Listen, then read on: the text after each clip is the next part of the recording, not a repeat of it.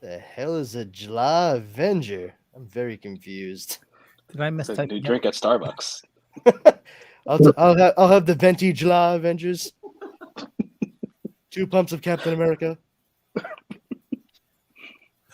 That sounded a lot more naughtier than it should have been. Oh yeah, because I didn't mean for it to sound like that. Only you went that way. Wink.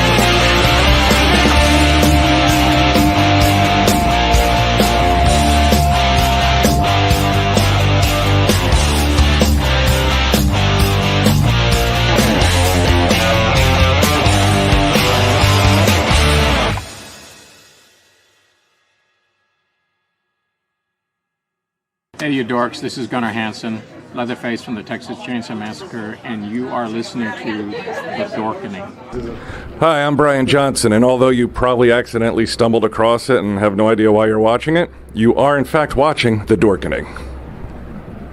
Hello, this is Tom Kenny, voice actor, the voice of the Ice King on Adventure Time, and SpongeBob SquarePants. Ah, meow. Oh, Gary the Snail, too. Hey, guess what you're filling your eye holes and ear holes with? The Dorkening! Oh, I love the Dorkening. Very popular in Ooh. And Bikini Bottom. Hi, I'm Lou Ferrigno. You're watching The Dorkening. And you know what? You don't like me when I get angry, so don't get me angry. You better keep watching The Dorkening. Hey guys, this is Felissa Rose, and you're watching The Dorkening. Hey guys, it's Courtney Palm. We're shooting Death House, and you're watching The Dorkening. This is Anthony Michael Hall, and you're watching The Dorkening. Stay tuned. My friend's going to show you what entertainment's all about, baby. The Dorkening.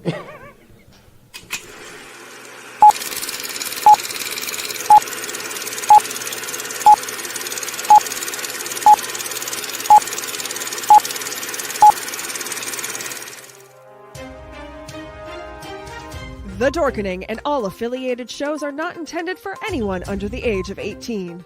The following may contain discussions or scenes that have adult situations, graphic violence, nudity, strong sexual content, and graphic language. This show is intended for mature audiences only. Viewer discretion is advised.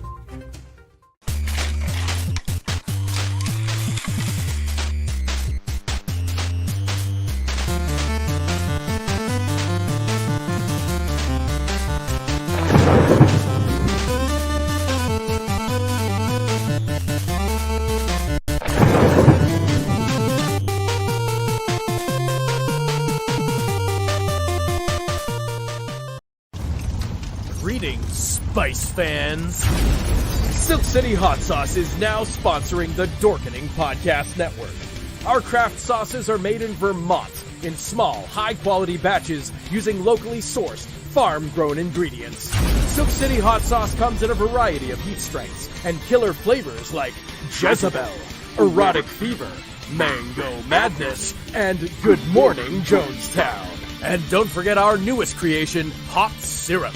Make no mistake, Spice fans, this is the queen of sweet heat. There's new and unique flavors coming out all the time. Best of all, right now, listeners of the Dorkening Podcast Network can go to SilkCityHotSauce.com and use coupon code DORK. Not only will you get 20% off your order, we'll also throw in a free bottle of hot sauce. That's SilkCityHotSauce.com. Coupon code DORK.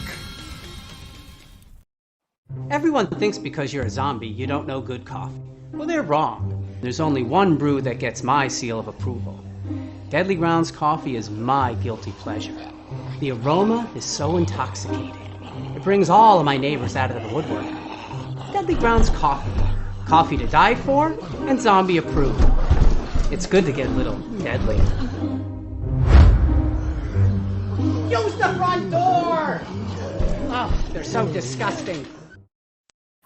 Hey, happy Wednesday, everybody. You're watching The Dorkening, and my name is Leo. I'm the monkey behind the keyboard here. We have an awesome show scheduled for you today, and as always, Steven, how's it going? Hello, everyone. Good evening. Good evening. RW. What's going on? What's going on? What's going on here? Oh, love it. Yo. Hey, everybody. Alpha Brandon. Hey, everyone. RW, that joke was for the birds. Yes! And very, very special appearance, Jar Jar Jeremy. How's it going? Fantastic. Thanks for having me on, guys. Hey, we love having you on. So this is going to be a fun show. A lot going on. Big news right before today's show. They're going to be reprinting JLA Avengers. Now, Jeremy, you posted that, right? Yeah, I follow a lot of the stuff through my comic group, so like I get to see a lot of the stuff that's going on, mainly because people are disappointed about the signing being canceled and stuff. So, but they're excited about this, so that's good. Yeah. Only 2,000 copies, though. How many? 2,000? 7,000. 7,000. Oh, wow. Yeah, it's a small print run. Yeah.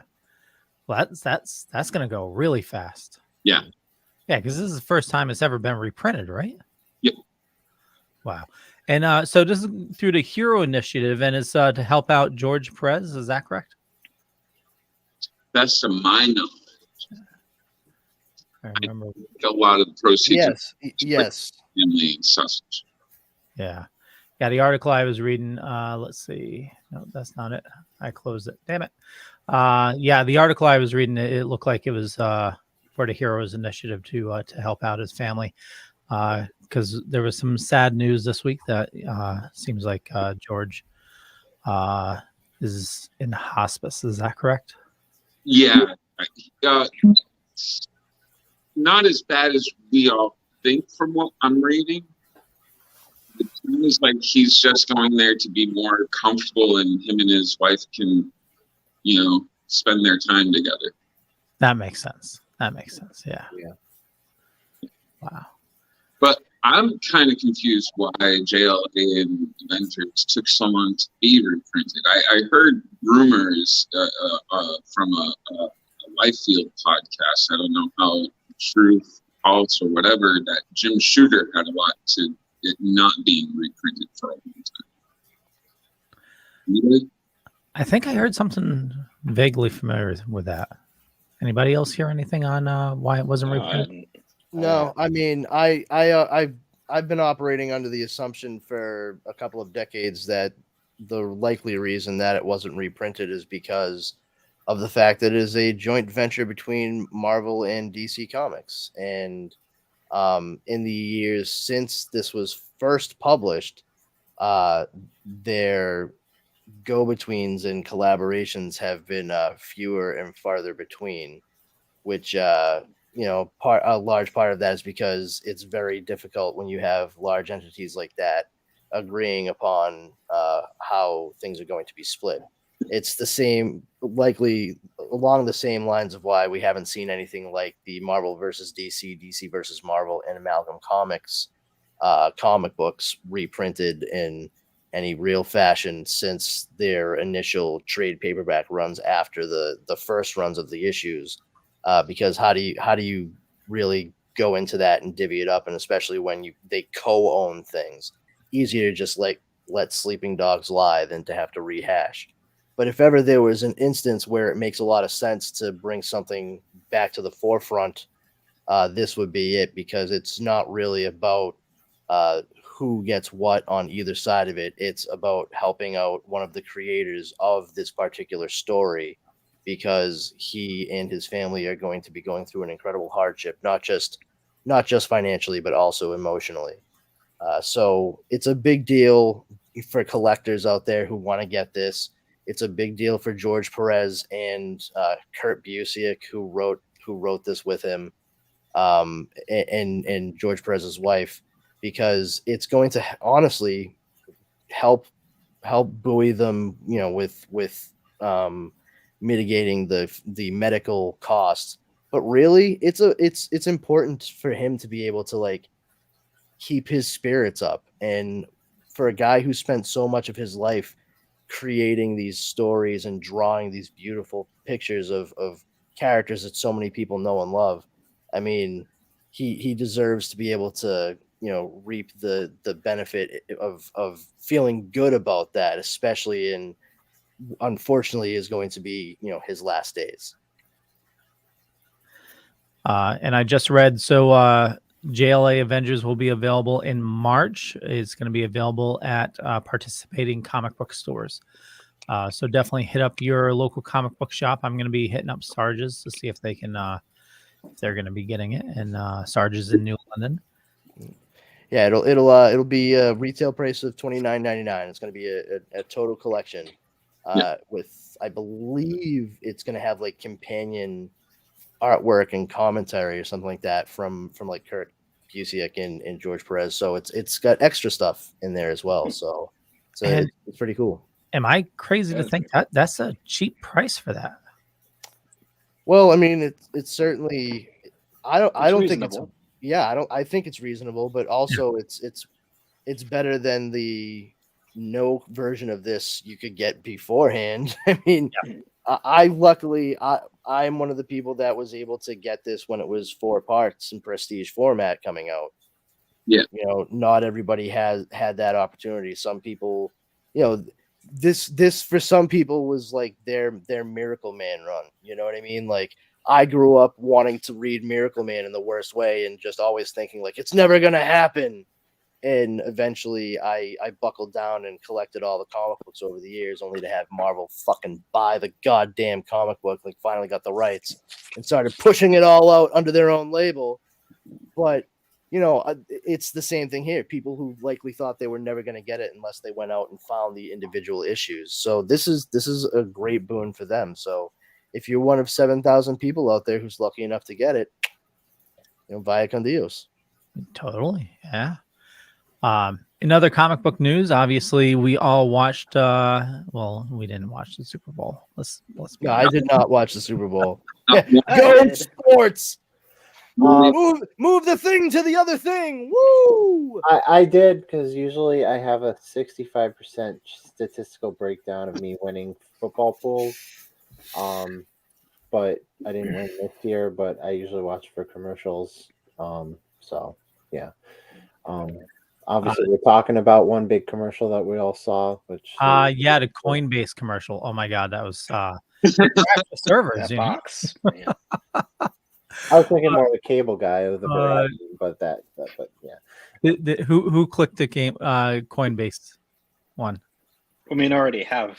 Yeah. Them, so yeah, but so I was able to get in before it crashed, and it was $15 in Bitcoin for new users, and existing users get entered into you win something, maybe. Yeah, maybe. So maybe. Hey, I highly doubt it. But hey, it crashed, so I'm sure only a few people got in. So that raises your chances. But Yo-Yo, you win everything anyway, so we don't have a chance. No, seriously, anytime we did any sort of raffle at the cons, Yo-Yo won. Like it was crazy. Yeah. Nice. I like it. But yeah, Doctor Strange 2. Doctor Strange in the Multiverse of Madness. Okay, so madness, I tell you, madness. AKA Sam Raimi, take my money. You had my curiosity. Now you have my attention. So Patrick Stewart confirmed. Yep. I think it's so cool that they're crossing over like Marvel with Star Trek. It's awesome. Like the second I saw it, I was like, "Oh my god, Picard is part of this like time console." And like Strange at one point is going to be like, "Do you think? Listen, you have to let me do this," and then Picard's just going to be like, "The line must be drawn here." There are 4 lights. Sure.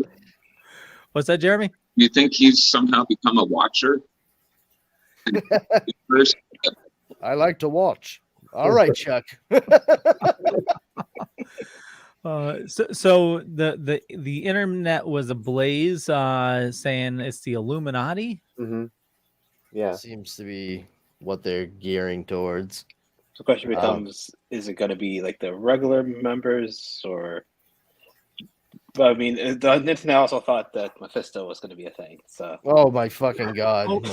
So there is a demon's face on the door. Somebody pointed out, and it does look like Mephisto. All right, no, just fucking stop. It's not Mephisto. It's never going to be Mephisto. Everybody expects Mephisto, so it's never going to be Mephisto. We're going to find out from the very beginning it's been Mephisto. We're gonna find out that mutants were actually eradicated from the MCU back when Wanda was like 12, and that's actually how they're gonna do the whole like introducing the X-Men into the MCU. It's gonna be all like retroactive, like, oh my god, she inadvertently got rid of all the mutants and split it off into a completely different time stream. I don't know. I got nothing. Who knows what's gonna fucking happen in this movie? No, well, we know Marvel they love to fuck with us, Yeah, this is true. So we don't know what's true, what's not. From what people have been picking apart in the trailer, the shot with her and the flowers and the trees, that's an illusion because they also show a scene also in the trailer where it's all like a red barren like area. And she's wearing her Scarlet Witch getup, and that's when she says, like, "Oh, you do whatever you want to the time stream, and everyone thinks you're a hero.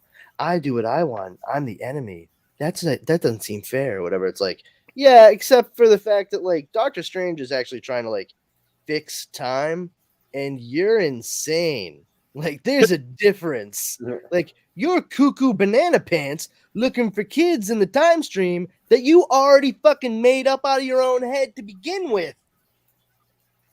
And Doctor Strange is trying to fix time. Big fucking difference. Big difference. Just saying.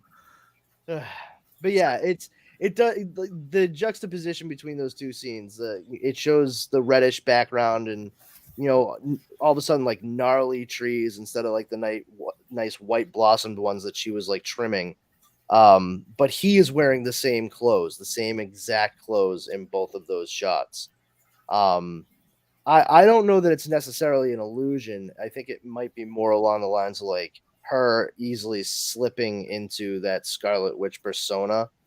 And so like what we see is like Wanda trimming those trees, and then she like gets upset because of what Strange is saying to her, and that's it doesn't seem fair, that whole thing.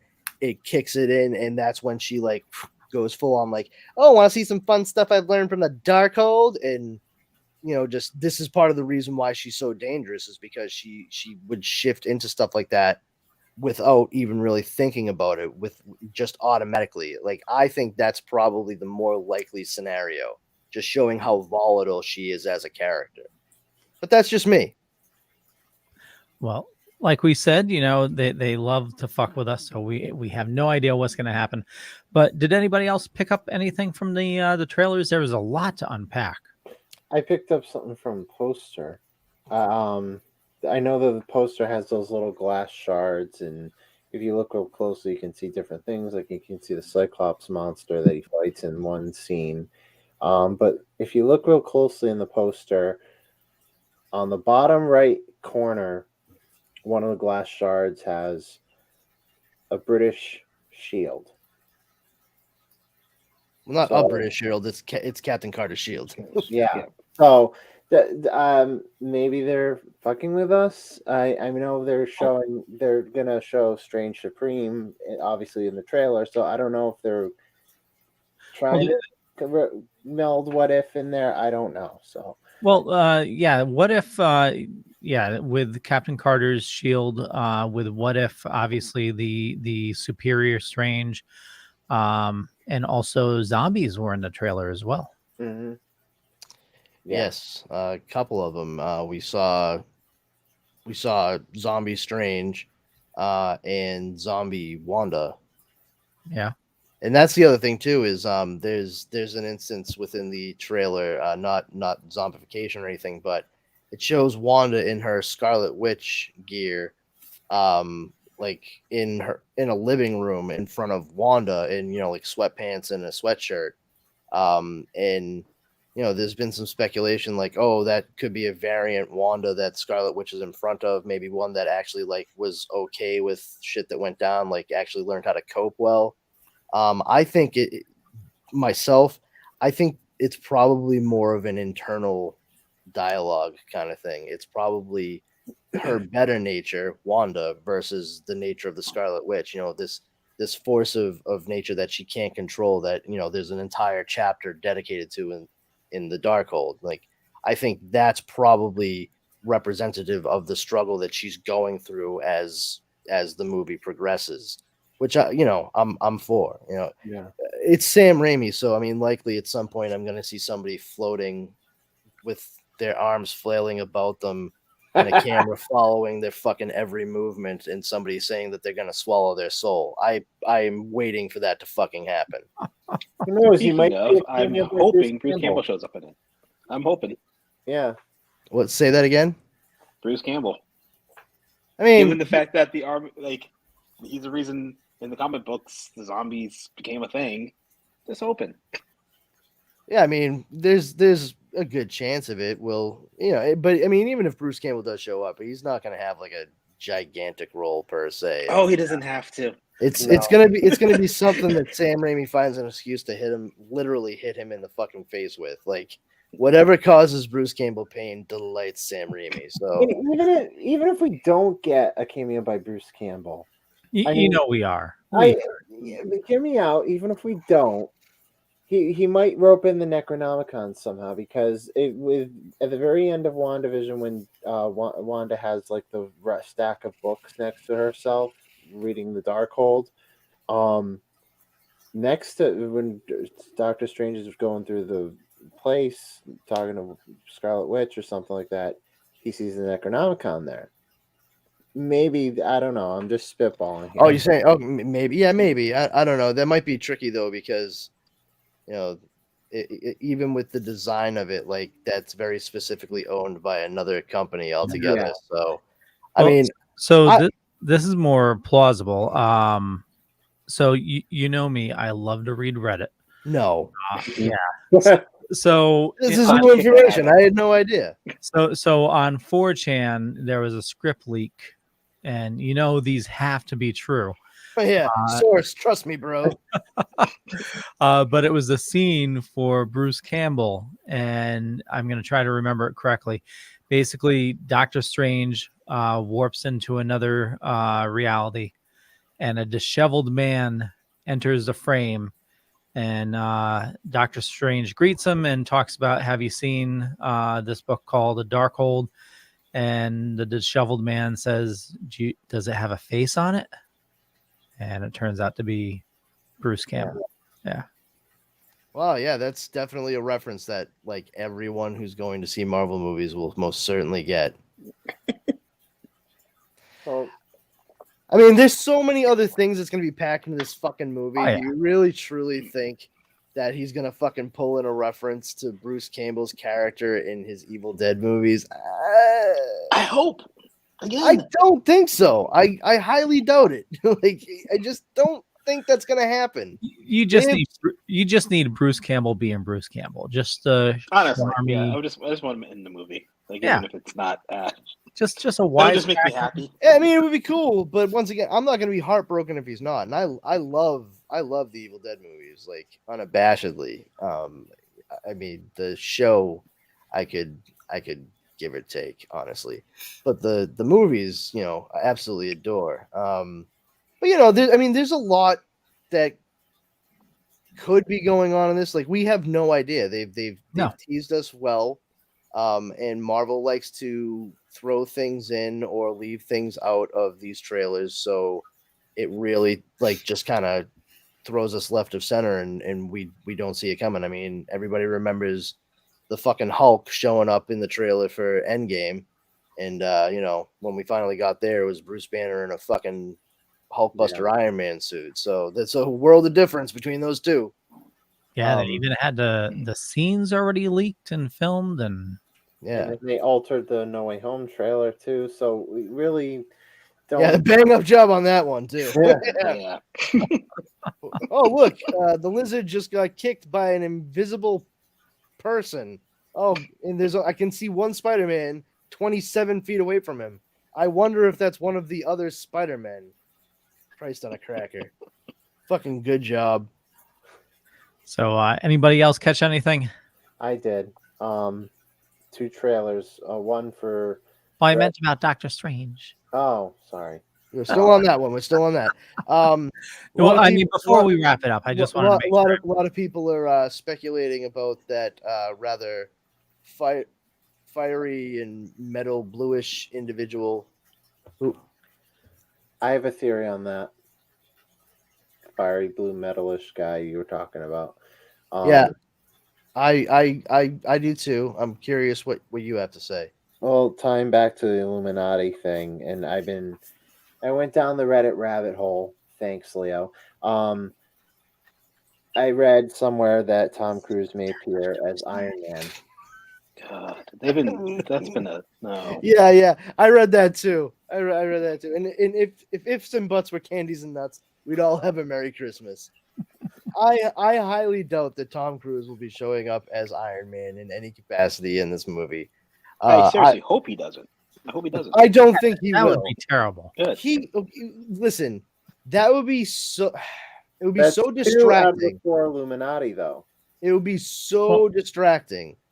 Considering that we are trying to focus on setting up everything that's going to come forth from this multiverse of madness, I don't think it's a sure bet to have Tom Cruise even remotely show up as Iron Man, because one, it cheapens the dramatic death of Tony Stark in Endgame.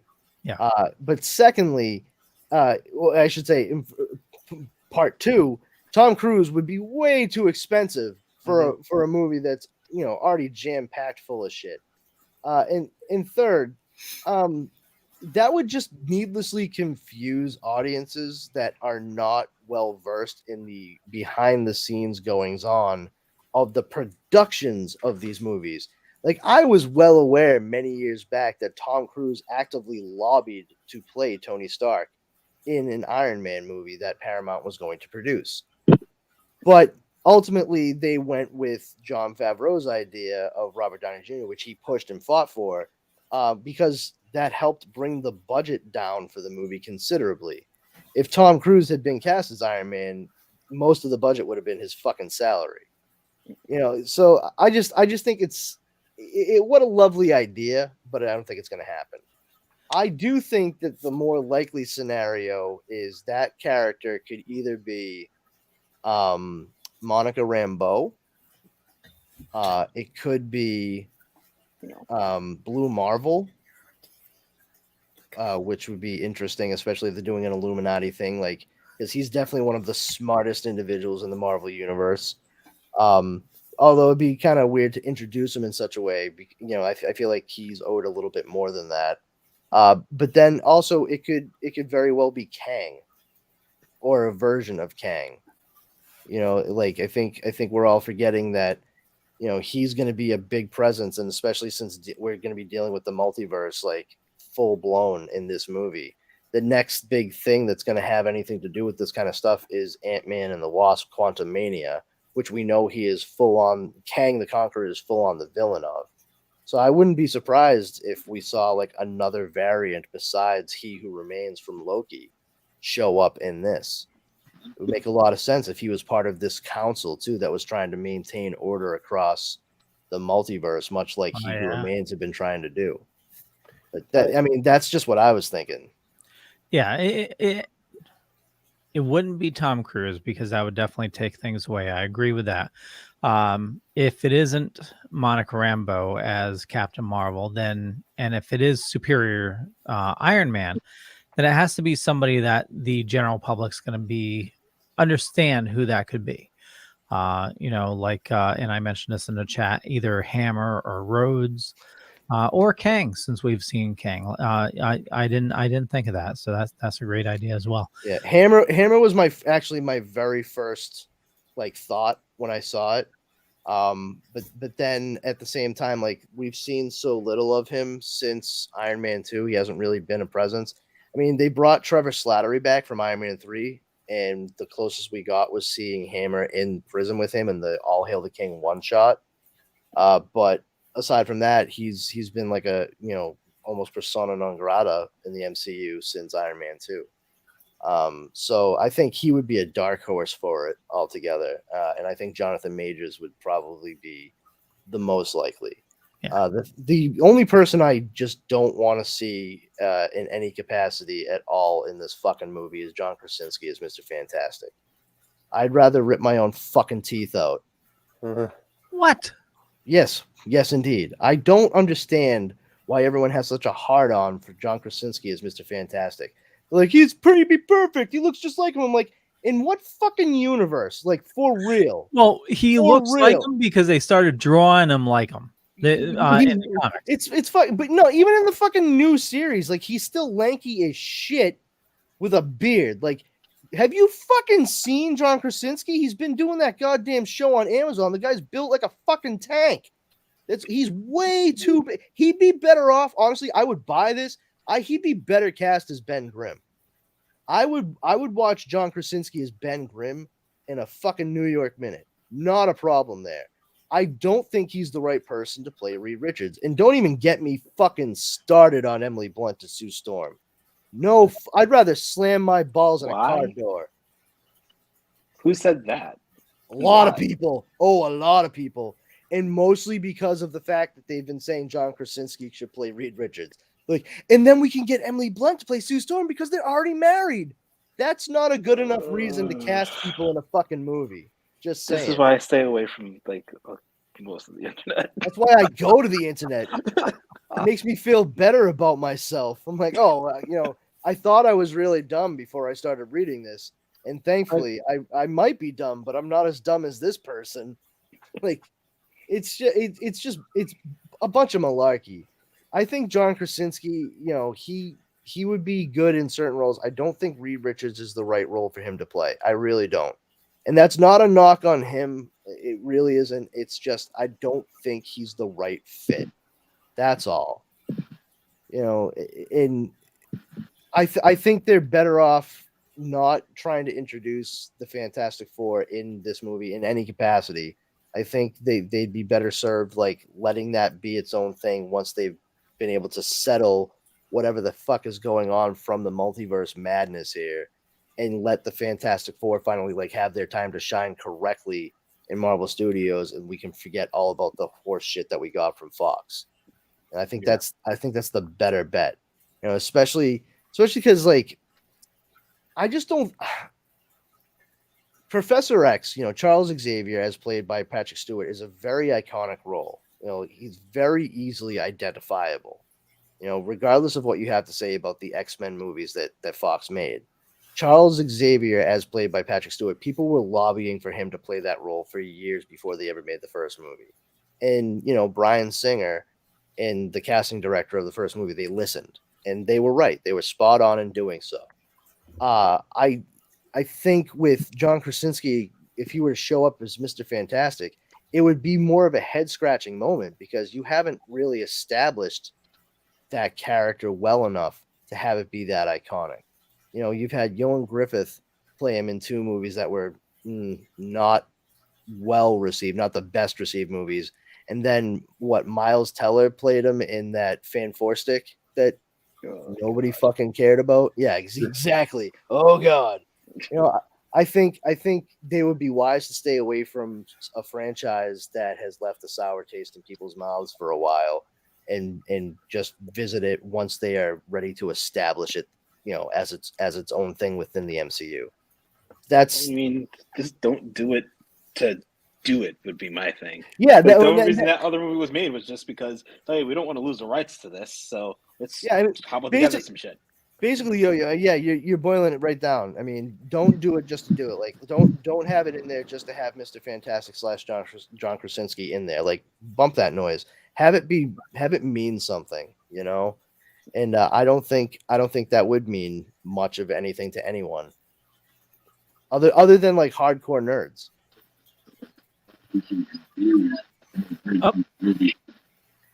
Oh, sorry, we couldn't hear you, Jeremy. What'd you say?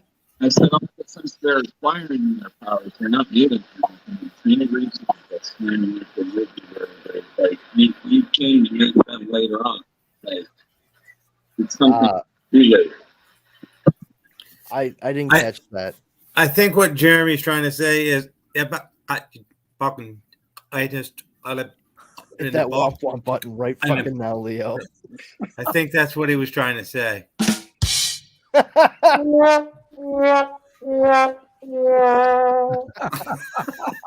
You get a double whammy.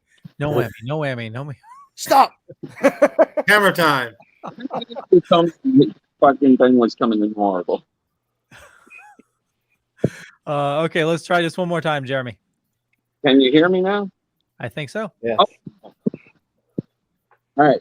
So it'd be easier to introduce the Fantastic Four later on anyways because of the way they acquire their powers. They're not something that you need to, it's something that can be done naturally later. Yeah. I think there's a lot of theories as to how it's going to play into Marvel Studios, Marvel's MCU, with the introduction of the Fantastic Four. And I think that's going to be a very interesting set story that they work on. I would not be surprised, like personally, I would not be surprised if it actually has something to do with the establishment of S.W.O.R.D. over the years since the 90s, because that clearly is something that started to get set up in Captain Marvel, and we are getting a much better idea of the scope of it by the end of Far From Home. And even in No Way Home, we hear, they know that Nick Fury has been off world for over a year. So like there's lots of stuff going on there. And if you're doing all kinds of stuff in outer space, that certainly lends itself to bringing in Reed Richards and Sue Storm and what have you. What kind of projects might they have been working on for S.W.O.R.D.? I think they probably would be looking at something along the lines of like, a ship or whatever, but I don't think the experimental ship is really going to be the biggest part of it. It's likely that they're going to be trying to expand their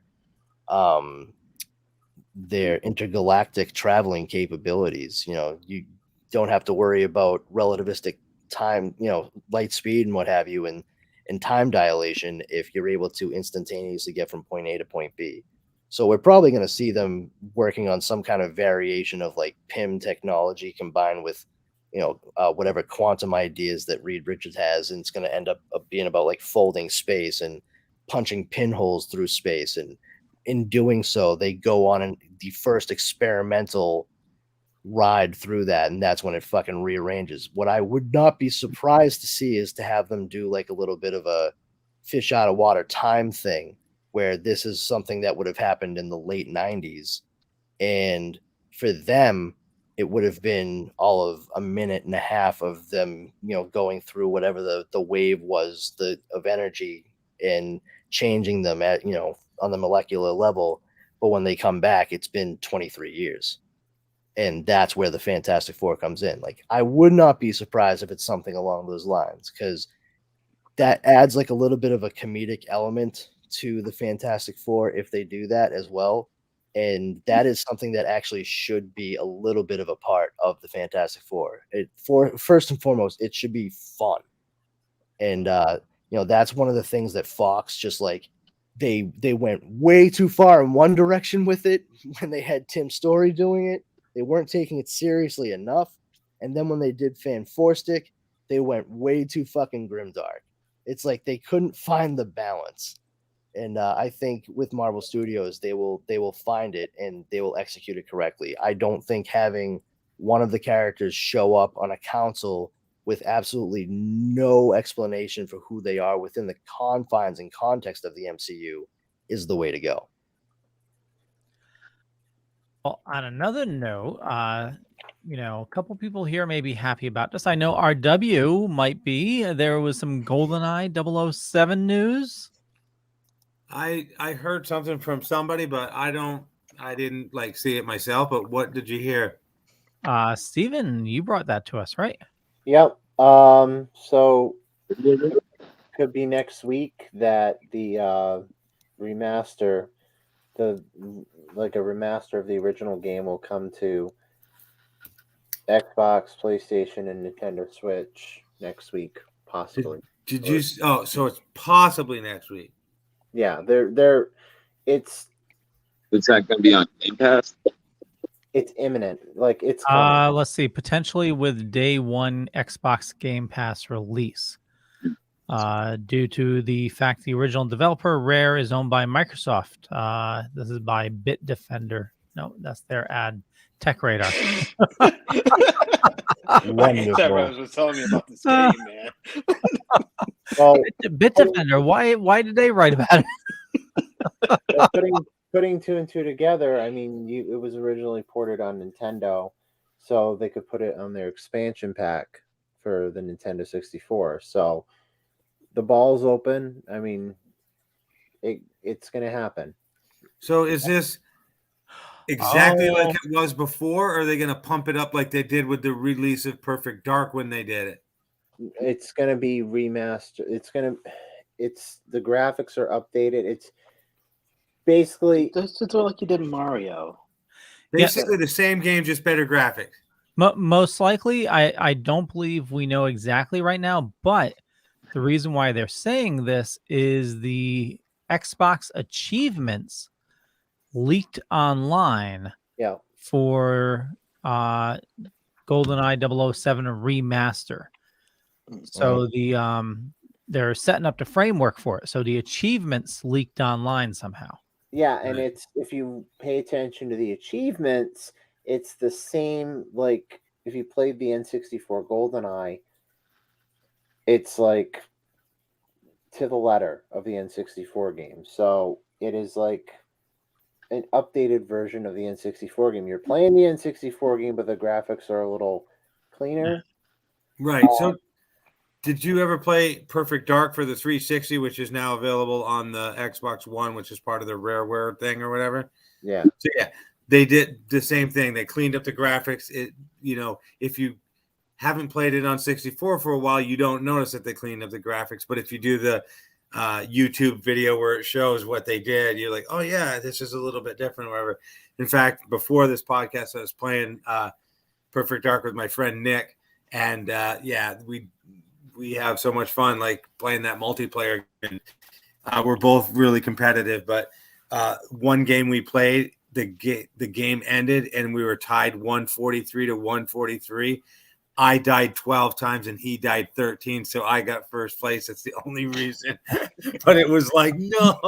But yeah, I mean, I'd give anything to play, multiplayer GoldenEye again, because that, I mean, the campaign was fun, but that game was all about the multiplayer. And if you can play against somebody somewhere else, it's better, because when you played when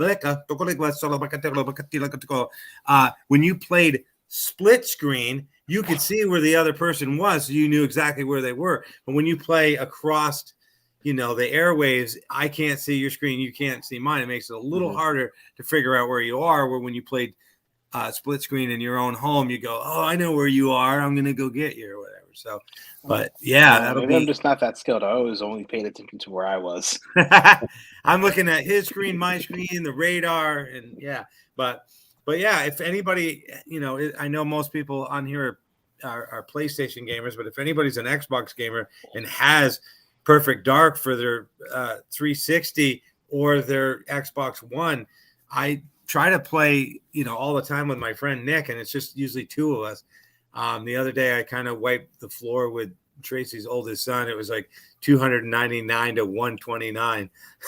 So but it makes it funner when there's more than two people, because it just is. But yeah, I if GoldenEye comes out in a week, just take my money, seriously. Another thing that you don't need to pay money for, though, the Cyberpunk 2077 version 1.5 has been released. Finally. Yeah. So as we know, Cyberpunk 2077 was released with a ton of bugs. It was unfinished. So it's been over a year now? It's been year and a half since it came out? This update fixed the game? Yeah, so supposedly Nope, it broke it further. Yeah. Different bugs now. Yeah, from what I read, it fixed a ton of bugs. Fixed a lot of the game where there was issues with the weighted system for properties like cars and weapons and everything. The pricing just didn't make sense, and also the graphics were highly updated. And also the UI for the NPCs. Apparently they were erratic, and that's been fixed. So. Now, did you say you don't have to pay for this, or you do? It is the next gen version is a free trial, or but if you have the PlayStation 4 version, I think you can upgrade to the PlayStation 5 version for free. Gotcha. But then if you already own it, you can download the update. It's 80 gig for PS4, 50 gig for PS5. Now, besides You Jeremy, already who else didn't break the disc? Yeah. Besides Jeremy, who else does Xbox One? Just Jeremy. Do you play I do nothing. instead of downloading the game, you stream it or whatever? I have a Series X, and I download everything. Gotcha, because you can now play some games where you're just streaming them, but Yeah. they get wicked pixely every now and then, so it's kind of hard to you're in one scene and it's you're like, come on, catch up with me here. Then you get shot and you're like, I guess it's too late. But I just didn't know if anybody else had experience with that. Sorry about that, guys. I have this one hair that will not stop tickling my nose. Oh, it's the worst. That's why I trimmed the beard earlier today. I meant to do it. I meant to call my sister most of the day. I was like, Jesus Christ. Yeah, I meant to call my sister a week ago, and I'm like, don't forget to call her today. Forgot to do that. Forgot to trim my mustache. I'm a complete wreck. I don't write things down, and 2 weeks later, I'm like, all right, my grandpa's funeral. That was 37 years ago. Fuck, I forgot to go to that. He's not going anywhere. But yeah, that's cool. I mean, that's awesome news, Steve and Leo. The GoldenEye thing, because, like I say, I freaking loved that game, and like I say, I played Perfect Dark at least once, if not more, a week with my friend Nick or Tracy's son Aiden, and it is so head to head, But nice. Yeah. Star Trek. We're getting a new Star Trek. Yes. Another one. Yes. Along with all the other announcements they made with Paramount, they announced a Grease prequel. They announced Why? Finally. They announced a series to this was a series that I was interested in when they announced all the different stuff for Paramount Plus besides Star Trek. It was called The Offer, and it was about how The Godfather was made, how the production hell it went through before it got made, how Hollywood didn't want to make it and the producers wanted to make it. It's gonna come out in a few weeks on Paramount Plus. And then the producers made them an offer they couldn't refuse. Exactly. Then Paramount Plus announced that. Yeah. Then Paramount Plus announced that for anyone that's listening right now in the UK, you're going to get Paramount Plus in the summer. All theatrical releases will get released after in 2023, following its theatrical releases. South Park will be exclusively on Paramount Plus. Beavis and Butthead will get its Wait, own. what? What? Yeah, It's on HBO right now. I know, but they're going to move over to Paramount Plus. Okay. and as Stephen was about to say, a new Beavis and Butthead show and movie. Oh, cool. Yeah. So a third Beavis and Butthead show. It's like really cool. I am the great Cornholio. Didn't they? Is it Didn't gonna they be already Mike do Judge like? or Didn't they already do a Beavis and Butthead? Do like- America, yeah, it was No, 97, no. was it? No. They did. They did. They brought the show back for brought the show one back, season. yeah. But I thought it was hilarious. Like, oh my god, because All they're right. both hilarious. But But they're doing it again because they have the exclusivity with Paramount Plus. Like, is it 'cause gonna be Mike MTV Judge or just gonna be someone else? No, Mike Judge. He's doing the artwork, the voices, and everything. So he's that'll be cool. but the pet. Oh, geez, and they made him old. Yeah, I mean, yeah. Yeah, Like, that's we gotta grow up sometime, you dumbass. but the thing with the South Park thing, Leo, I think I confused you. So for the next 6 years, you know how South Park did like two specials, like the post-COVID and the post-vaccination special. Yep. They're gonna do like 2 specials a year, but then all their every catalog of episodes are going to be on Paramount Plus. Don't know if that includes 200 and 201 and Super Best Friends because those are considered banned. But everything. Yeah, I mean that makes sense. I mean they have everything from Comedy Central. I mean Comedy Central is a Paramount Viacom. Yeah. Well, entity, it just confused me because the new season 25 is running right now on HBO. Max, yeah. There's 25 seasons of South Park. They're on the 25th right now. Wow. It's new episodes. I every- never ever watched that. I think I watched the South Park movie because I worked at the theater, but now I'm hearing about this guy that looks like one of the Village people who says JC, which I've never said because of my religious belief. And I'm like, okay, I think maybe I'll have to check out this. RW, I got to tell you, I didn't watch South Park. I mean, I haven't watched it for a while now, but I did not watch it for a very, very long time. And nothing against it. I never really caught it when it first came on. And right. And I think that's my problem. Yeah, and I didn't really care for it.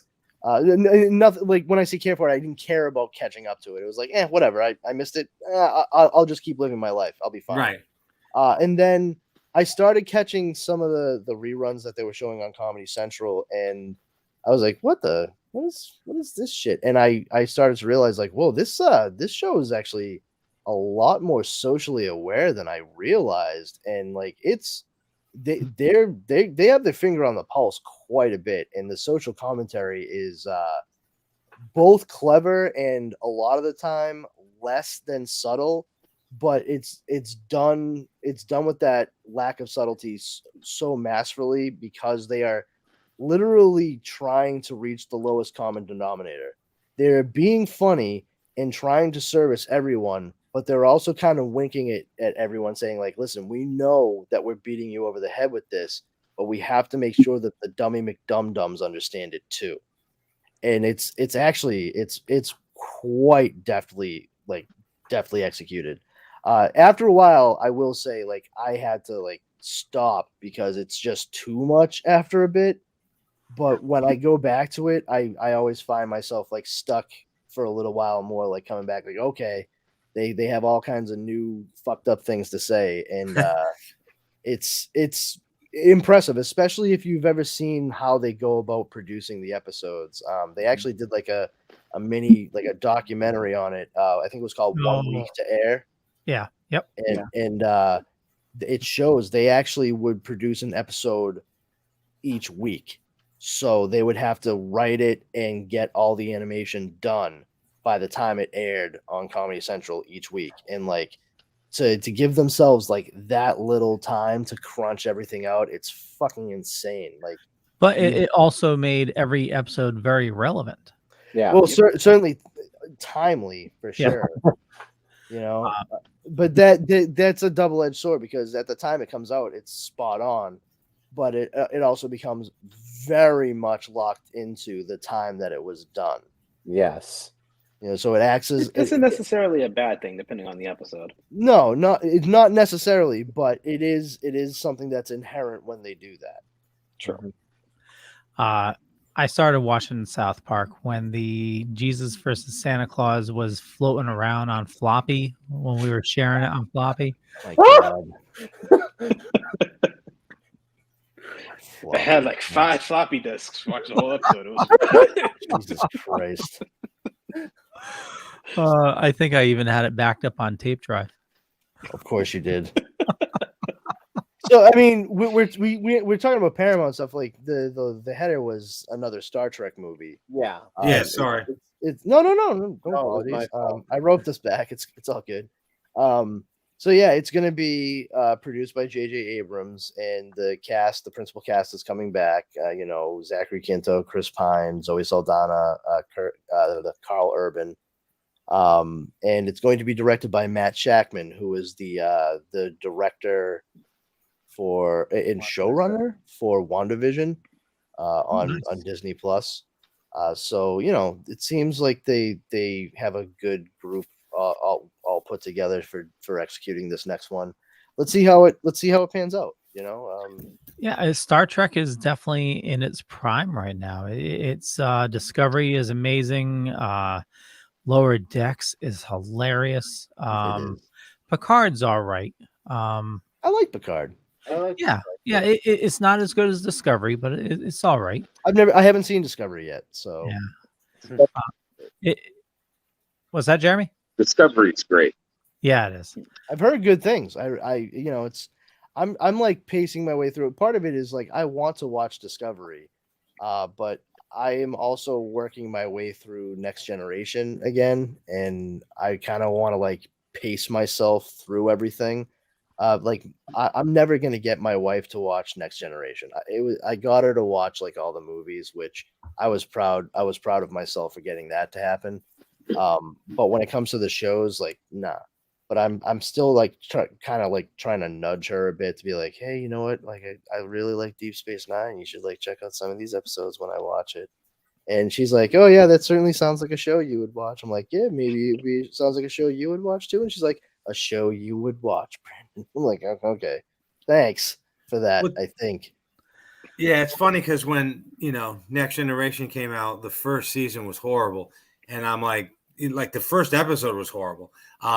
And I was like, yeah, this isn't Star Trek. And then a friend of mine loaned me some of his VHS tapes that he had recorded the show from like the third season.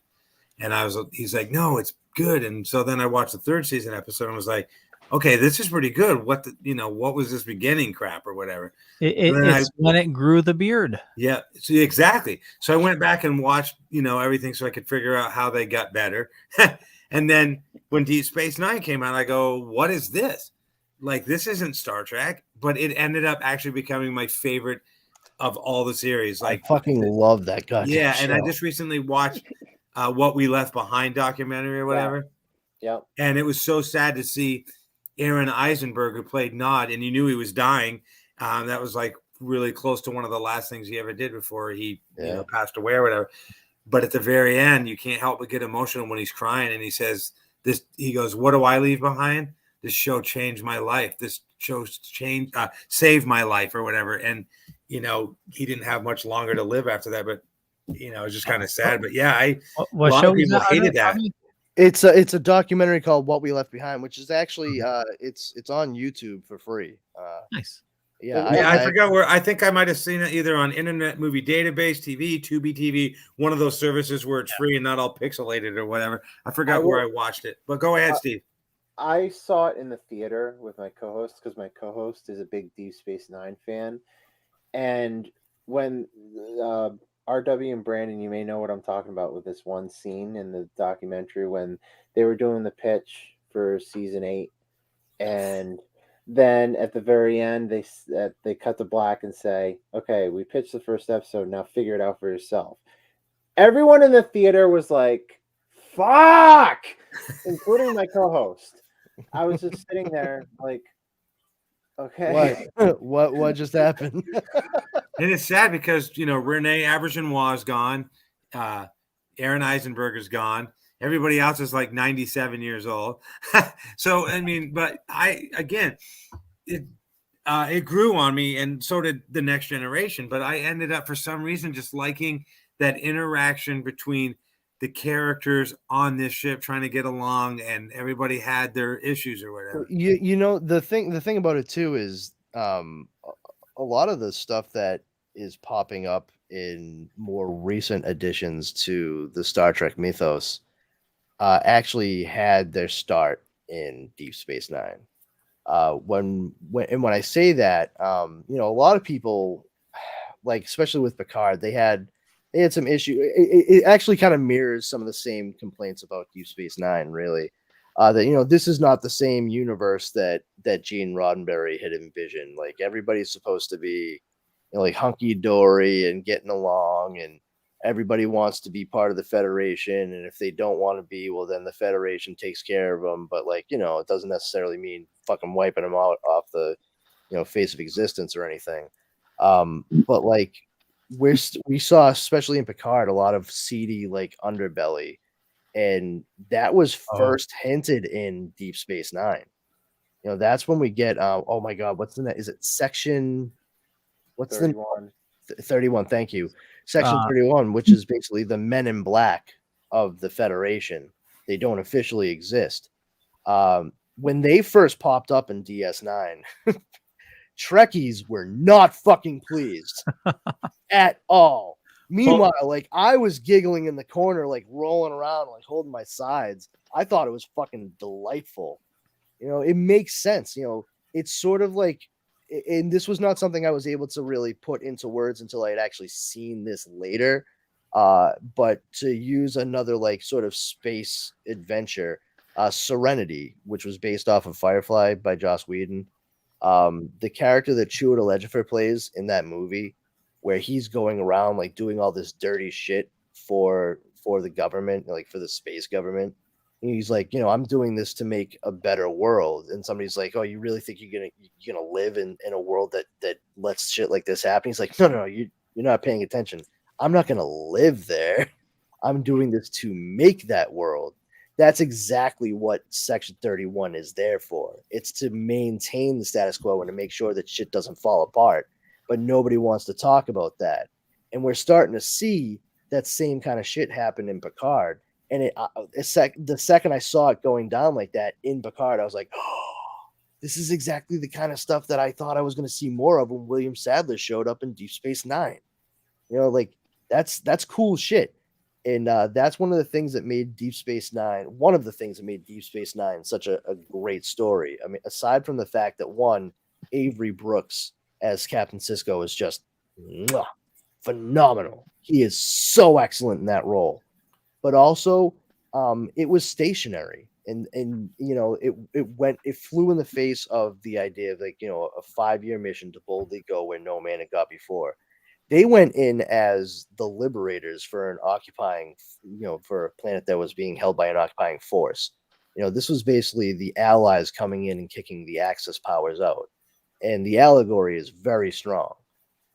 There's a lot of moralistic stuff that doesn't beat you over the head within the entirety of the story. And on top of that, regardless of any other story elements, Jeffrey Combs shows up left and right in that fucking series. As 50 different things, yeah. I will watch that guy in anything. He is so fucking talented, and he is nowhere near as rated for it as he should be. Yeah. Leo has something. Yeah. Okay. So Discovery, Section 31 plays a big part into it, to the point where Section 31 is getting its own series. Also, Star Trek Discovery is spinning off, I believe, a Strange New Worlds, which is taking place before the original series with Pike and Spock on the Enterprise. Okay. Which play a big part with season 2 of Discovery. And also, I think he's part of Section 31. David Cronenberg plays a part on Discovery. No shit. Yeah. David Cronenberg? Yeah. The director? Yep. He plays an awesome part on Discovery. He's like that Men in Black type of guy that like he knows the answer to everything, and it's just it's Discovery is so awesome. So for those of you who watch Deep Space Nine, I don't expect you to remember every episode. Obviously, two that stick out was where they redid the Trouble with Tribbles thing, and I thought that was brilliant. And I'm like, why didn't we do this in Star Trek: The Next Generation? But the one episode of Deep Space Nine that really hit me in the feels the most was where Tony Todd plays young Jake Sisko caught in that whole thing, and the person goes to interview him for like the newspaper or whatever it is, and he's crying. Tony Todd's crying because he's like, and I could see my dad, but I couldn't do anything. And I'm like, freaking, when I met Tony Todd at Super Mega Fest, I said, dude, this was my favorite episode of Deep Space Nine. And like, you just, every time I watch it, I can't not cry, like the emotion you brought to that thing. And he was like, thank you so much or whatever. But I don't know if you remember that one, but that one to me was one of the best episodes in my opinion for acting and writing and like hitting you in the feels. But I mean, there were a lot of good ones, but yeah, no, absolutely. I completely agree. Tony Todd, that episode was fucking amazing. Yeah. For real. But anything that involves Sisko and his family in particular in that show, it's all predicated upon the strength of Avery Brooks's performance. And quite frankly, like everyone that works on that show, they are doing such an amazing job. But Avery Brooks, he is on a whole other level. He elevates the performances around him. And you can tell how well that worked for everyone that he worked with. I mean, even later on when they replaced Dax with another actress. In the documentary, they talk about how she was scared, and he's like, look, settle down, let's just do this, or what, for him to be like the old hat, and say like, hey, listen, we're here, we're all gonna do the job. You have a team around you, and we're gonna get through this together. This is not all on you. Right. So like, let us know what you're worried about, and we'll take care of it. That like his collaborative spirit is just it's ever present, and it translates to why he plays such a good captain within the show. It's such a good series, and I do highly recommend it. I really do. Yeah. Well, you mentioned crying, and this might be the last item on the list. If we want to exercise our face muscles. Are you doing your face exercises right now? What are you doing? Oh, if I do this, then they won't recognize you. Obviously, Peacemaker. I'm sure is everybody watching Peacemaker? Yes. I'm starting to. Oh my god, dude. Finish it. Yeah, I like it. It's glorious. It is. I've liked James Gunn for a very long time. And I mean, I think I've mentioned it before on the show years and years ago when I was working at Blockbuster. Jesus. All right. There was a movie I saw that I had read briefly about in Wizard. I'm really saying a lot of old fashioned shit. Like, Wizard. I'm going to talk about I'm going to talk about my rotary phone next. But yeah, I remember there being like a brief thing on this movie, The Specials, and I happened to see it right there in the store, so I used one of my free rentals and checked it out. And it's this like kind of third or fourth tier superhero team that one of the members gets called up to the big leagues, and it has Rob Lowe, Jordan Ladd, James Gunn himself is in it. He wrote the movie. Of course, his brother Sean is in it, playing a goofy alien who doesn't speak English at all. So a Sean Gunn role through and through. And several other people. I guess, did I say Rob Lowe already? But Thomas Hayden Church, Paget Brewster. It's just, I remember seeing it and saying like, wow, this guy James Gunn, if he actually had a budget, he could probably make like a really kick-ass superhero movie or something. And then Guardians of the Galaxy came out years later. I was like, there it is. Okay. Yeah. So somebody knew if they gave this guy a budget that he'd give them this kind of shit. And it just goes to show that with doing Suicide Squad leading into Peacemaker, he doesn't have to lean on like the big, fantastical, cosmic, weird side of stuff to make a story that's engaging and still has a lot of the crazy shit that he's known for. In Peacemaker, I mean, my God, he has done such a great job with not just characterization, but combining a lot of the elements that have made him a popular filmmaker over the years.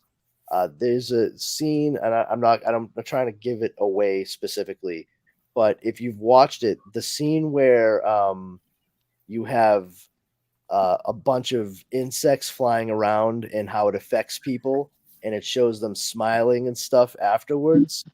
That whole thing, it screams James Gunn, because it is equally entertaining, hilarious, and horrifying all at once. You know, in the fact that by the time you get to even a couple of episodes into the series, like, I never gave a flying fuck about the character of Peacemaker. I've known who Peacemaker is for years. Fucking tertiary character at best. And by the end of this season, which will be tomorrow night, I am going to be like, God damn it, I can't believe I have to wait another fucking year for season 2 of this bullshit. I actually love John Cena now. Like, that dude is amazing. I'm like, yeah, that show is just fantastic. Every episode hits you in the feels and makes you crack up laughing. Yeah, I am. Yeah, and you know what, Jeremy, too, in regards to John Cena, I am actually like so impressed with him. He has shown a range of acting in this that I had no idea he was capable of. You know, we joke about face exercises and what have you, but there's a scene in particular where he's sitting in his trailer on his bed, and he is just straight up openly weeping.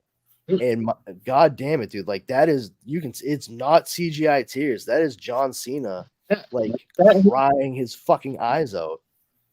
Like, because that was amazing. Like, the feels during that scene were just like, wow.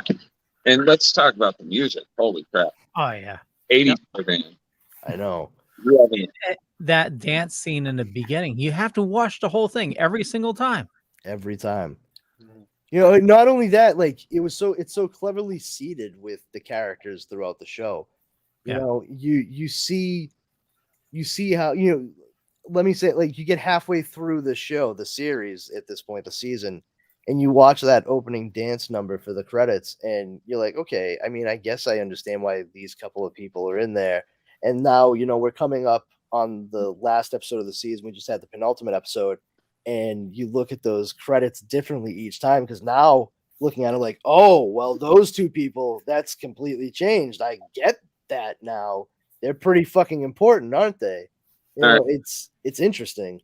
Back when I did this, one of my early independent films, we really needed a budget for transportation, and we ended up with Hertz. What? Herpes? Hertz. We needed a budget for transportation, and we ended up with Hertz.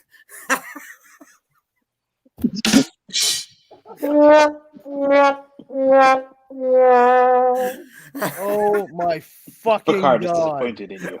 I felt the disturbance in the force. Oh as my if God. a billion people just died from not laughing. One more.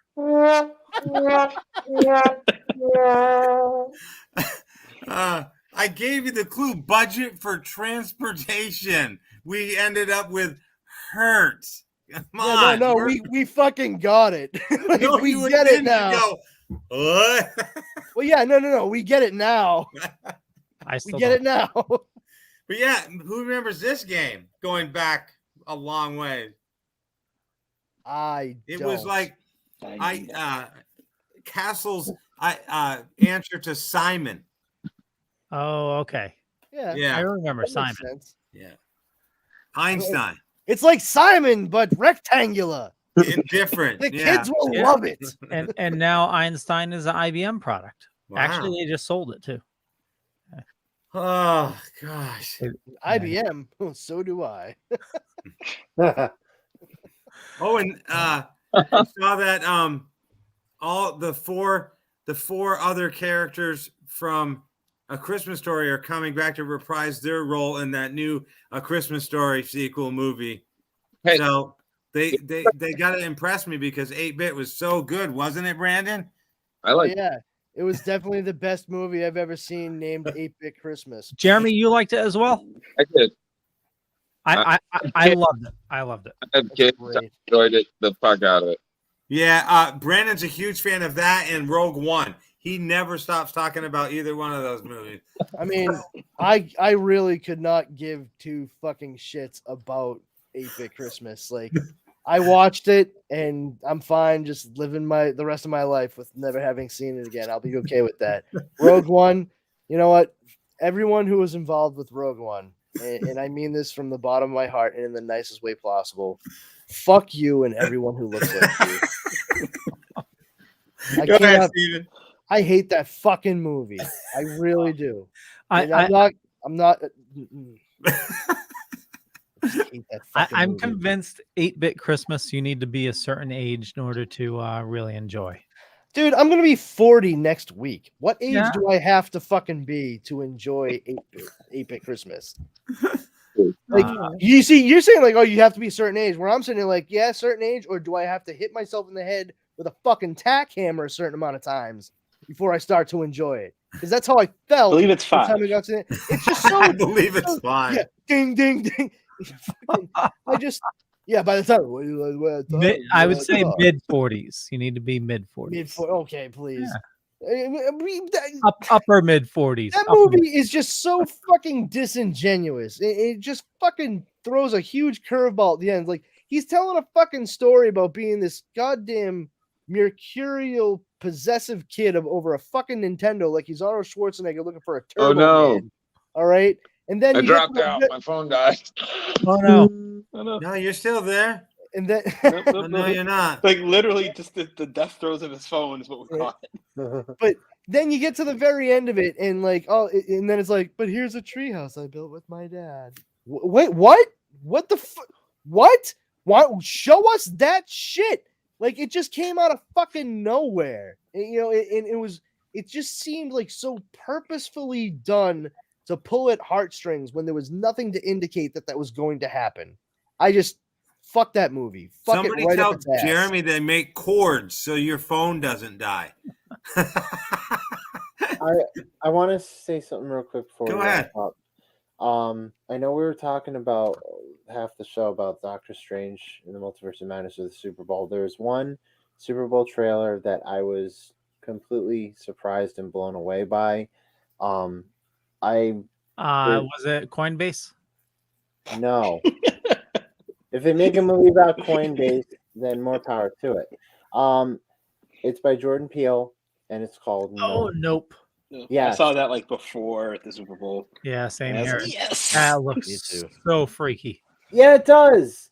But the thing is, and I think I was in like I was talking with a couple people in the group chat, but Jordan Peele's he's revolutionized in this side of the millennium the horror films with Get Out and Us, more specifically Get Out. I wouldn't say Us that much. Me neither.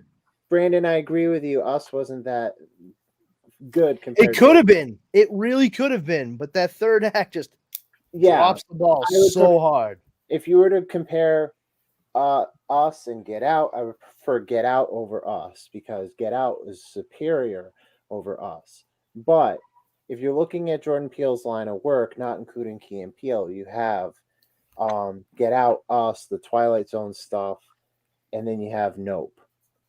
I believe with everything that he's done, I think Nope has some potential.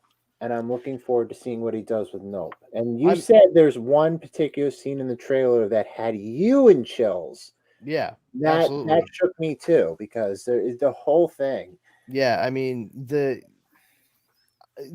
fact that he's going with an alien, alien sci-fi thriller this time around, I do find interesting because he's gone with the first movie. I don't, whether or not you realize the first movie is straight up body horror. The second, it doesn't seem Cronenberg-esque because that's what a lot of people think when they think of body horror, but no, that is certainly what it is. And body horror is like the number one thing that skeeves me right the fuck out. I don't do well with body horror. Like, I watched the movie Upgrade. I love the movie Upgrade, but I also am completely skeeved out by the movie Upgrade. Like, that shit just frightens the fuck out of me. Now, I don't what's like the Upgrade's the one with that new actor kind of who has a 3-part name, right? Logan Marshall Green. Yeah, I freaking love that guy from the first time I saw him in anything. Yeah, no, he's good, and he's good in that. Like, he really is. To be perfectly honest, like, a lot of what I saw in Upgrade kind of made me feel like, oh, this is kind of what the movie Venom should have been. There's a video game on Xbox called Telling Lies that he pretty much is the main kind of character. Well, he's not the main character, but he's one of the main characters. So, like, they're doing video games now too. It's like, yeah, well, that's a guy from that movie that I saw and the other movie that he was in too, because he's been in a couple that I'm just like, wow, I like this guy. But the thing is with Jordan Peele doing Nope, I saw in theaters and I enjoyed the first 2 acts. I mean, I like Duke Winston a lot. I've liked him actually ever since I first saw him in Modern Family. He showed up in that before he was ever in like Black Panther or anything like that. He's got really good comedic chops. And I've had like a huge crush on Lupita Nyong'o for forever and a fucking day. Like, she is so talented and she's adorable. Like, forget it. And she really, like, she brings it in Us. But that third act, there's so many logic faults and rushes to get through that it just makes everything that was set up so beautifully before it fall completely flat. And when I can get pulled out of the movie like that in the theater, that's not a good sign. And I was at a press screening for it, and I literally had to walk out because I was the third act. It was not great. No. Yeah, and the thing is, like, I feel like the Twilight Zone series that's been on CBS All Access / Paramount Plus, I think it's been very hit or miss for me, mostly miss. But that being said, I don't think personally, like, I don't look at Jordan Peele as being like the next great horror director or whatever. I think he's a good director who he's working in the niche that he likes right now. But he hit with an excellent movie. His sophomore effort, which is usually what happens with sophomore efforts, was okay at best. And then this new movie, with it being a sci-fi alien thriller, it strikes me as funny because it's sort of following along the same lines as what M. Night Shyamalan did. Yep.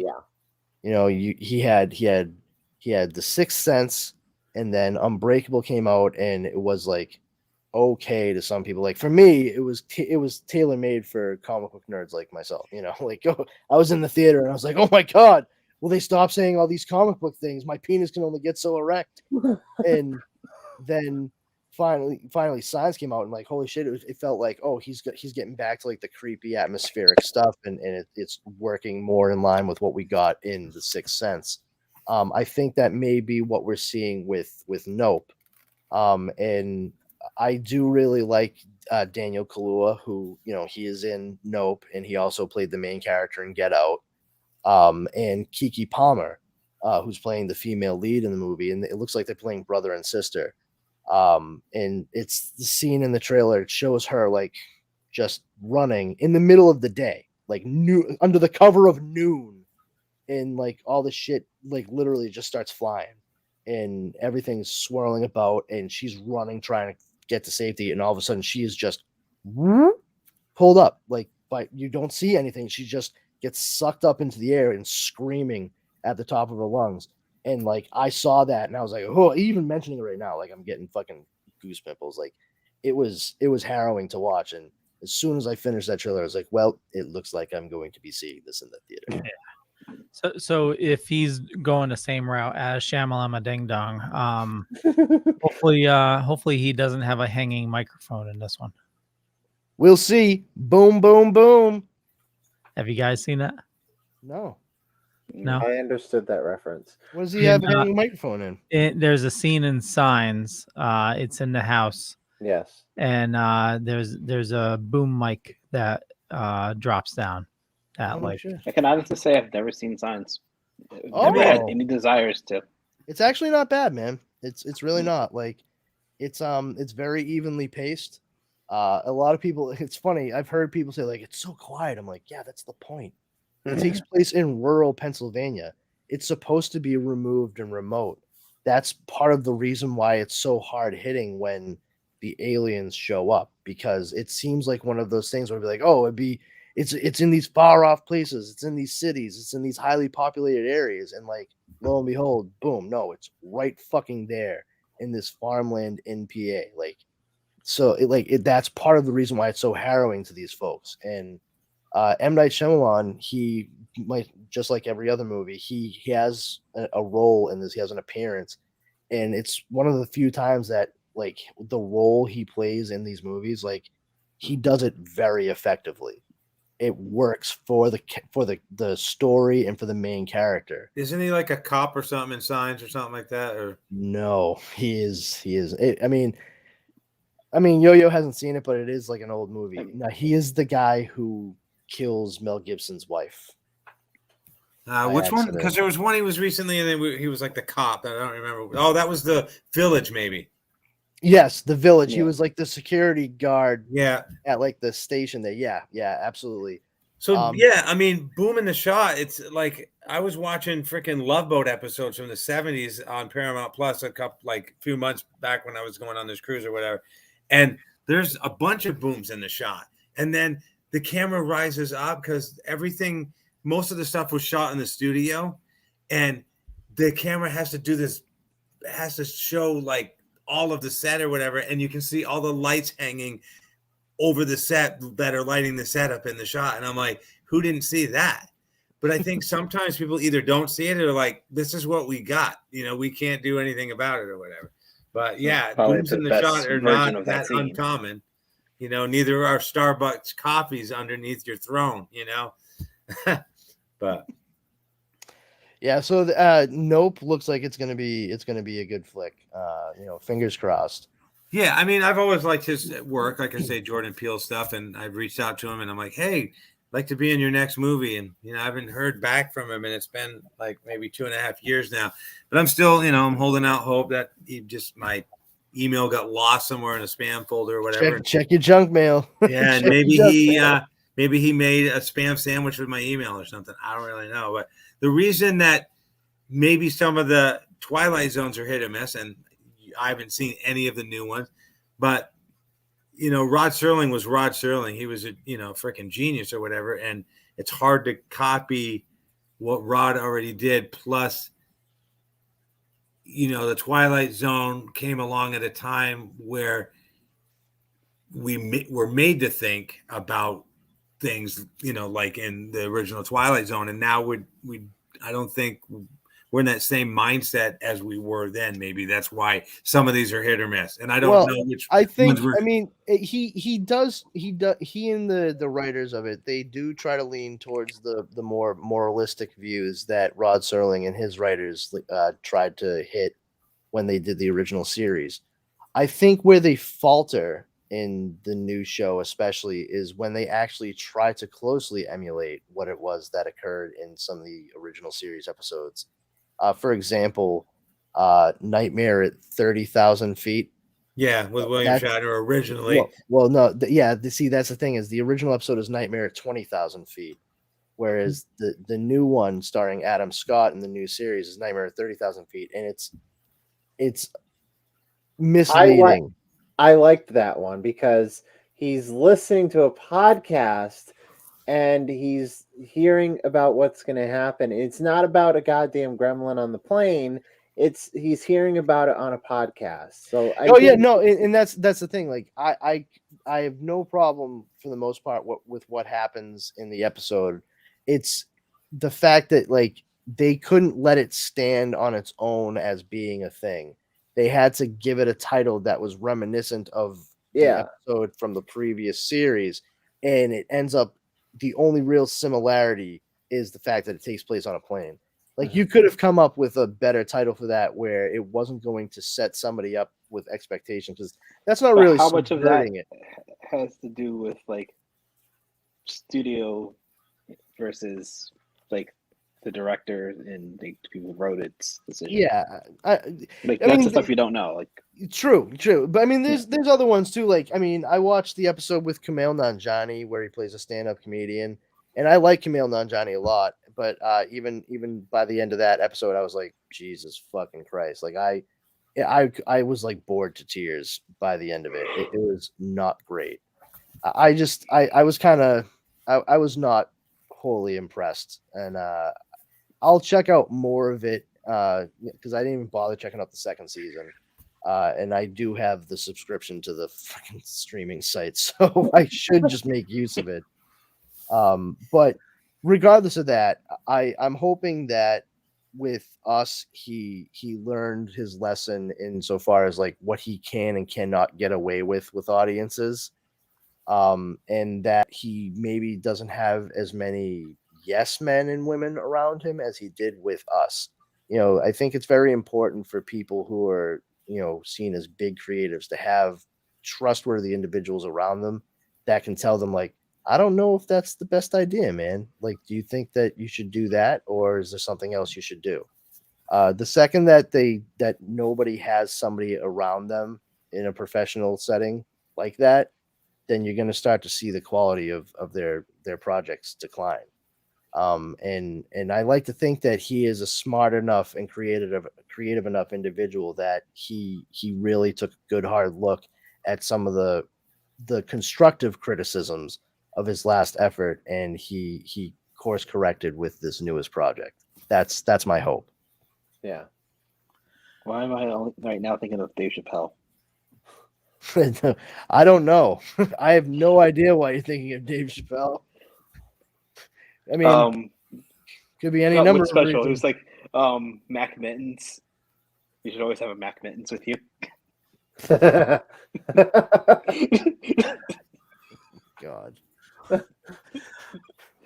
But yeah, it does. It does look like a very interesting project, and it's good that we're getting what looks to be more quality horror and sci-fi, like thriller stuff coming out. So I think we need more original content that's being made, and not just going back to the well of remakes or resequels and stuff. Like, I mean, I know a lot of people. Jurassic Park or Jurassic World, whatever the fuck. Yeah, it is. I have zero use for any of that shit, and quite frankly, I know you enjoyed it, Steve, but I couldn't believe I sat through the entirety of the movie Halloween Kills in a movie theater. Like, that movie, that movie was like an hour and 40 minutes long, and it should have only been an hour long. Well, that's because I know I'm more of the Halloween fan in the group. No, I love Halloween, my friend. I'm on your side. So, but I know where Brandon's coming from, but there was something about it that I enjoyed. I don't know. But I mean, but the reason I bring it up, it's not to like harp on that movie in particular. I'm sorry. Like, the reason I say is just because, okay, another Halloween movie, great. But like, what about like newer stuff? What about different stuff? I mean, even Jordan Peele went back and produced a Candyman sequel. Like, I still haven't seen it because I just haven't gotten around to it yet. It's not worth it. I have no opinion on it because I haven't seen it. I can't say one way or the other for myself, but I do think it just kind of sucks to like get rehashes of all this stuff. Like, what we get a Child's Play movie that remakes the entire thing, and it takes out all the cool like hoodoo stuff out of it and turns him into a fucking mini cyborg. Like, okay, there's a new Scream that's in the theaters right now. Yeah, fucking Scream 5, basically. And the new Back to the Future with Bryan Cranston coming. I mean, like, seriously. What? No, I'm just kidding. Well, actually, I was going to have 1,000 questions there. Yeah, but There was. I read somewhere that the DeLorean is coming back and it's going to be electric. Really? I mean, that was ahead of its time, so. Yeah. We'll see. What I think is cool is that Jim Varney, who played Ernest P. Worrell, owned a DeLorean. Like, it's just not the car you would think Jim Varney would be driving around in. But I think that's wicked cool. Hey, Vern. It's gonna go back to we're gonna go back to the future. You know what I mean? Where we're going, we don't need roads.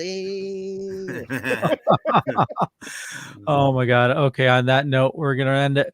I want to thank everybody for watching this fine evening. For me, just Google Leo Pond. You find a bunch of stuff. Could be true, could be not. But I want you to follow all these awesome peeps here. Definitely go check out Jeremy. He had to drop a little early because his battery ran out.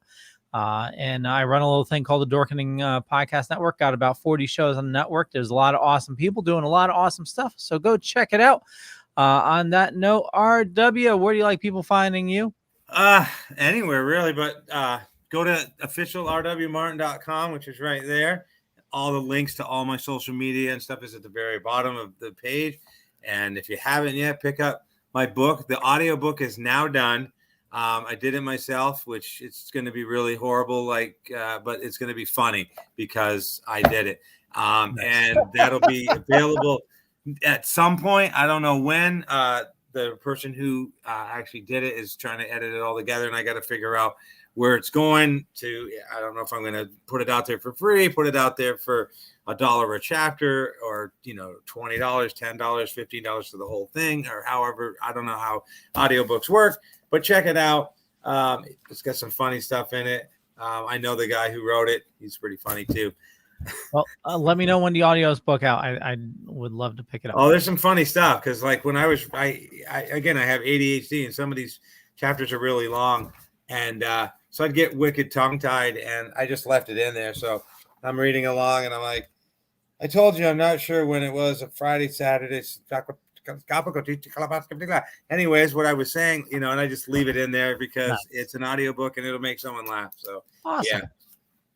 Anyways, Steven. So you can follow Super Richard Throwback Reviews on Facebook, Twitter, and Instagram. And we have 2 podcasts that are exclusively on the Dorkening Podcast Network and all major podcasts and distributors. And they are Super Richard Throwback Reviews, the audio files, the multi-award nominated pop culture podcast, and CSI The Vegas Files. Again, both on the Dorkening Podcast Network and all major podcasts and distributors. We also have a Teespring store. The link is in the show notes. And also check out our Patreon. Leo's a backer. We have a new backer. Check it out. $1, $3. It's better than $2.50. We're meeting you halfway. So check out all the wonderful tiers we got. You get a Discord server. You get all this wonderful stuff. Check it out. And I'm here every Wednesday. Yo. Follow me at Yo St. Laurent on Instagram and Twitter. That's basically all I've been doing lately. So hit me up there. Okay. No TikTok.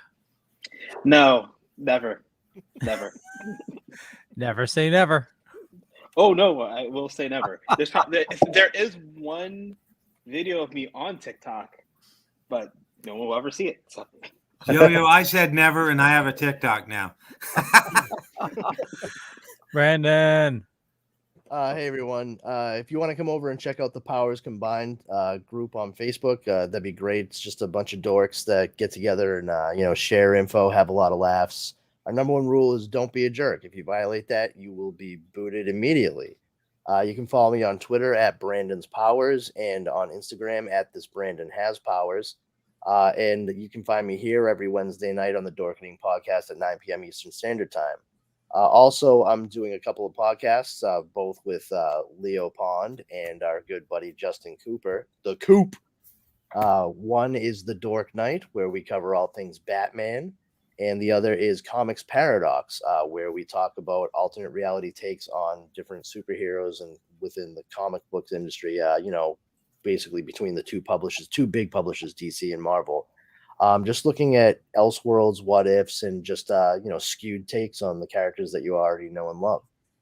Those will be coming out soon, so keep your eyes peeled, and they'll be premiering on a bi-weekly basis. Well, thank you for all for watching. Catch you guys there. Bye. Have a good night, everybody.